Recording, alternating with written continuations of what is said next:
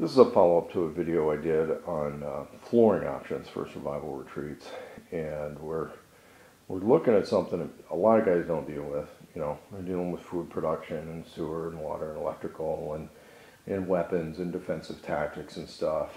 But if the place gets filthy or it's not well insulated, it's just your morale is going to go down, and it's not going to be a good place to live. This retreat location was actually built by some people who thought the world was going to end in the early 90s. It was abandoned for a very long time, and then recently it's in a purchase and reoccupy situation. I come up and work on it part-time, and what we found was that somebody had come in and tried a few years ago to do a purchase and occupy, had done some pretty decent wall work here. The flooring on the concrete floor was extremely dirty, and I did a treatment with using just dumping water on there and then wet vacuuming it up with a wet vac, and we had some success with that, but it was never clean enough just to throw rugs down and work with.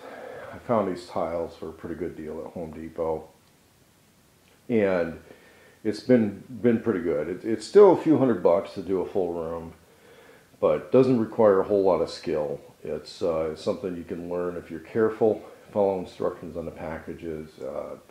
The tile saw helps. Not absolutely necessary, but it does help.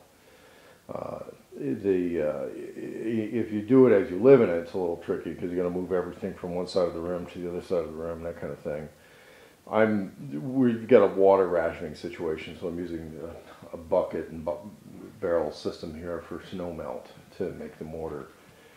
The other thing I'm figuring out is that in heating these places, once the concrete get warm, you can really keep the place pretty temperature regulated. We're going to check that out with cooling, but some things here are partially underground too, so running cool air from the shaded areas seems to be working pretty well.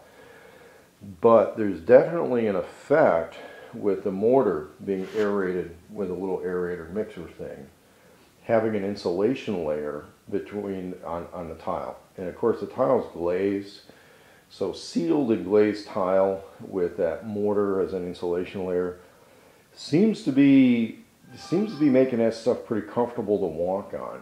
And again, a tile's really easy to clean, it's easy to mop and sweep.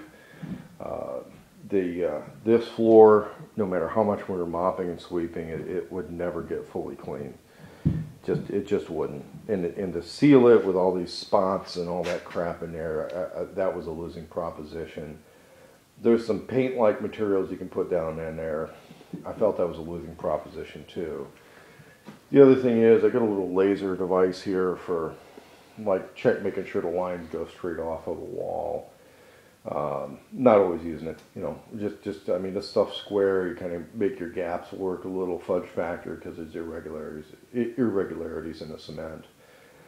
But my advice in practice sounds like esoteric stuff not everybody pays attention to, but flooring options on survival retreat locations that are out in the backwoods, that are out in remote areas, you're probably not going to have a lot of pavement leading up to the place, so dirt coming in is going to be a major issue.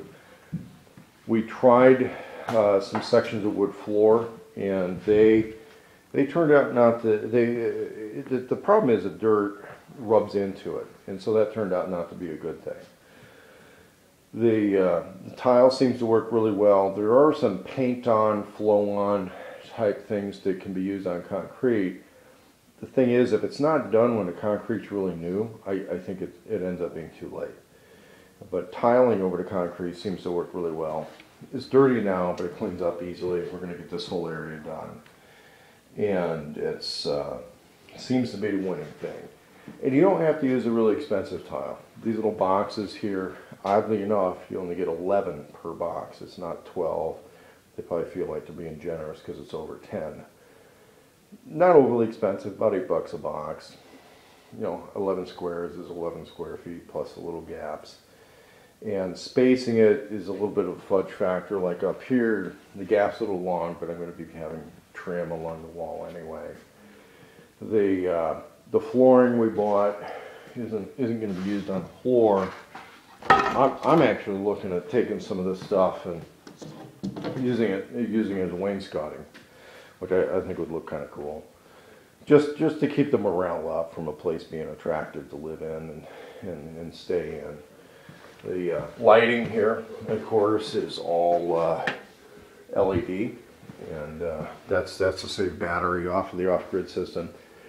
The thing about LED is it doesn't seem to pick up on the cameras as well, but the human eye picks up on it and use it for illumination. The other thing from a security standpoint, there's no value in somebody prying up and stealing tiles. This place has obviously been broken into before. When it was unoccupied, this door had been kicked. So there's a security aspect to what would be left here or not left here. Low value tools, low value building supplies, just not a big deal. But as far as longevity, once this is down and in, I'm looking at, you know, easy 30, 40 years lifespan on all of this.